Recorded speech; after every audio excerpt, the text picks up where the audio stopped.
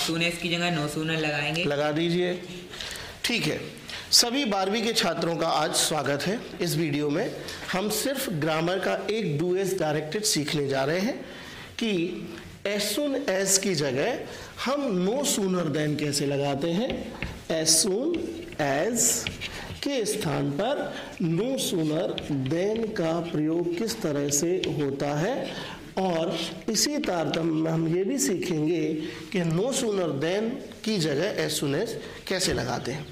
सबसे पहले जान लीजिए इनका हिंदी अर्थ। एज सून एज का हिंदी अर्थ होता है जैसे ही और वैसे ही। जब भी हम हिंदी के वाक्यों में जैसे ही और वैसे ही शब्दों को पाते हैं तो वहाँ एज सून एज आता है। क्लियर है। नो सूनर देन का भी अर्थ वही होता है जो एज सून एज का होता है, जैसे ही और वैसे ही। क्लियर है। दोनों के अर्थ समान होते हैं, यानी जब ये वाक्य में लगेंगे, जुड़ेंगे, तो इनका हिंदी अर्थ क्या होगा, जैसे ही और वैसे ही। जैसे यहाँ पर एक वाक्य लिखा है, as soon as the boys saw the principal, जैसे ही बच्चों ने प्रिंसिपल को देखा, comma they became silent. They यानी वे, बिकेम यानी हो गए, साइलेंट यानी शांत। यहाँ पर यह बात लिखी है। अब हमसे परीक्षा में कहा गया है, एमपी बोर्ड के 2022 के पेपर में यह वाक्य है, इसे अच्छे से समझिए ताकि अब जो परीक्षा आने वाली है उसमें भी आपको इसका प्रयोग मिल सकता है। तो जब भी आपको एज सून एज की जगह नो सूनर देन लगाना हो तो सबसे पहले देखिए एज सून एज कहाँ है। जहाँ एज सून एज हो वहाँ आप नो सूनर का प्रयोग कर दीजिए। क्लियर है। और जहां आपको कॉमा दिखे, इस कॉमा को आप देन में बदल दीजिए। क्लियर है। आपने दोनों चीजें समझ ली। नो सूनर कहाँ लगाना है और कॉमा के स्थान पर, कॉमा के स्थान पर। क्लियर हो गया।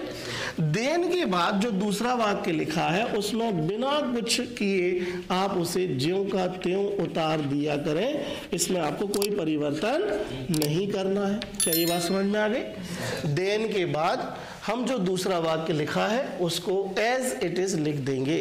Firstly we place no sooner at the place of as soon as, and then we convert comma into then, and then we place the second sentence as it is after then। ये कर लिया अपन ने। अब देखिए यही कहलाता है no sooner than का प्रयोग। इस जगह पर जो सब सही कर देगा उसको एक नंबर मिल जाएगा। अब वो सही क्या करना है, ध्यान से सुनिए।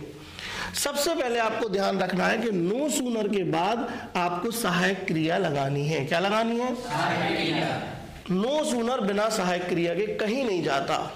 उसकी सबसे अच्छी दोस्त है कौन, सहायक क्रिया।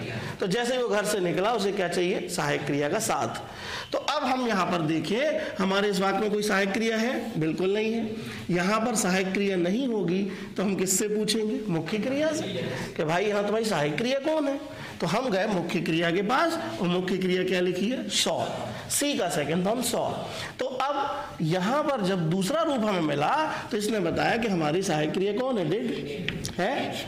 अगर सी लिखा होता तो डू, और सीज लिखा होता तो क्लियर है। बस आपको यही तीन क्रियाएं आपको खोजना है कि हमें डिड लगाना है, कि डू लगाना है, कि डज। बाकी और पर टेंशन मत लीजिए। नो सूनर के बाद डू, डज और डिड, इन तीनों में से एक का प्लेसमेंट होगा और वो निर्भर करेगा मुख्य क्रिया पर। क्लियर है। ठीक। अब हम आगे बढ़े तो क्या लिखा है, द बॉयज। क्लियर है। और अब जबकि डिड आ चुका है तो हमने सीखा है कि दो क्रियाएं अंग्रेजी में ऐसी हैं जिनका प्रभाव मुख्य क्रिया पर पड़ता है, वो है डिड और डज। डिड का क्या प्रभाव, कि क्रिया पहले रूप में कहाँ जाएगी, वापस। तो ये सौ का क्या हो जाएगा, सी, और फिर क्या बचा, दा, और फिर क्या बचा, प्रिंसिपल। लो हमारा वाक्य ट्रांसलेट हो गया नो सूनर देन से। जहां देन लगा है उसको अंडरलाइन कर लीजिए, जहां नो सूनर लगा है उसको कर लीजिए। इतना सरल। क्लियर। अब हमने क्या किया, उसे हम एक सूत्र में पिरो देते हैं। वो सूत्र क्या है, जब भी नो सूनर लगाना है तो पहले क्या लगाएंगे, नो सूनर, फिर क्या लगाएंगे, हेल्पिंग वर्ब। कौन सी हेल्पिंग वर्ब, जो मुख्य क्रिया होगी उसको देखकर।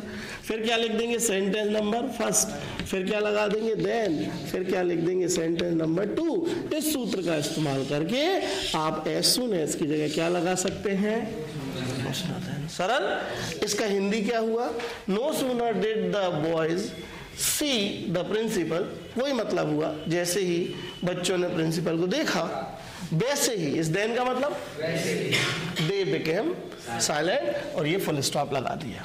इतना आसान है एज सून एज की जगह नो सूनर देन लगाना। अब दूसरा एग्जाम्पल देखते हैं। अगर आप सैंपल पेपर देखें 2023 का, तो उसमें भी एक सेंटेंस दिया गया है, as soon as the sun rises I wake up. जैसे ही सूर्य उगता है मैं उठ जाता हूँ, मैं जाग जाता हूँ। क्लियर है।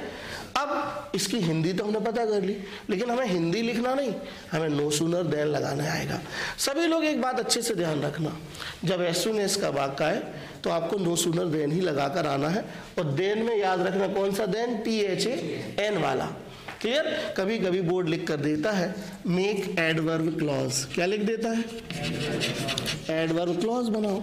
अब वो कहते हैं अरे यार हम तो एज सून एज की जगह नो सूनर सीख के आए थे, एडवर्ब क्लॉज आ गया। कुछ भी आ जाए एज सून एज की जगह नो सूनर देन, और नो सूनर देन की जगह लगा कर आना है। इसमें लगाए अब हम, तो अब हमने क्या सीखा था, एज सून एज की जगह क्या लगा दें, लो, ये नो सूनर लगा दिया। देन कॉमा को काय में बदल दें, ये देन में बदल दिया। क्लियर है। दूसरे वाक्य को क्या किया, कोई परिवर्तन होना है नहीं। अब ये जगह आपको नंबर दिलाएगी, इतनी सी बात आपको नंबर दिलाएगी बस, ये तो कोई भी कर लेगा। अब पूछिए मुख्य क्रिया देखिए क्या लिखा है ना। अब अपन को ये नहीं देखना सन एक है कि डज आए, कुछ नहीं, राइजेस है तो लो। अब क्या लिख दिया, द सन। अब यहाँ पर रुके, और अगर आपने राइजेस लिख दिया तो आपकी पूरी बात जो है, पूरा काम जो किए कराए पर पानी फिर जाएगा।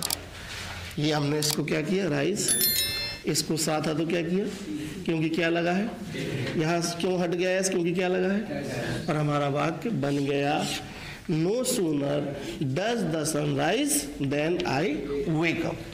आसान है। क्लियर। अब आइए MP बोर्ड के 2023 के पेपर में, जो अभी हुआ है ना, आपको तो 24 में आना है। उनने क्या कहा, उसमें लिखे थे 2 वाक्य, वाक्य नंबर 1, वाक्य number 2। He gets his salary.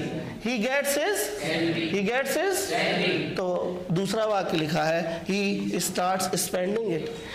उसे वेतन मिलती है, वह उसे खर्च करना शुरू कर देता है।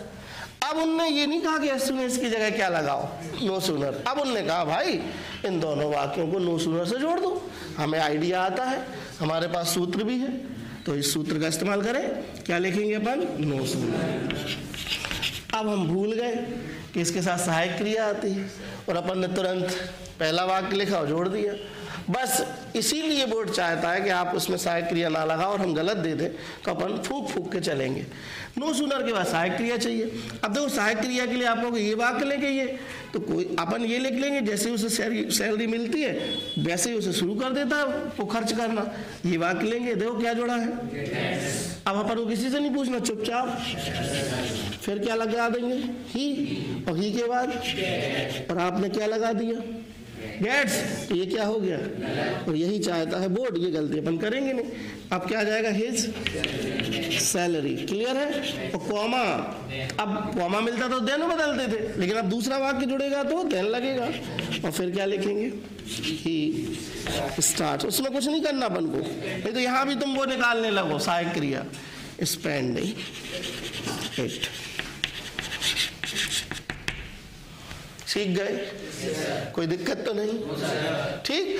अब परीक्षा में आ गया नो सूनर, उन्होंने कहा कि एज सून एज लगाओ, पूरे काम उल्टे, नो सूनर की जगह क्या लगा दिया। फिर अपन ने इस डिड को, इसका प्रभाव जाएगा काय पे, वर्ब पे, तो यहाँ डिड को सी बना, सी डिड और सी को मिलाकर क्या लिखा, सॉ, ये लिख दिया। इस देन को काय बदल दिया, लगा दिया। दोनों सही है। अब एक वाक्य मैं दे रहा हूं, आप करके देखिए, लिखिए। As soon as Manish came, we went. As soon as Manish came we went, इसमें आपको नो सूनर देन लगाना है। कौन आएगा लगाने, कोई लगा सकता है?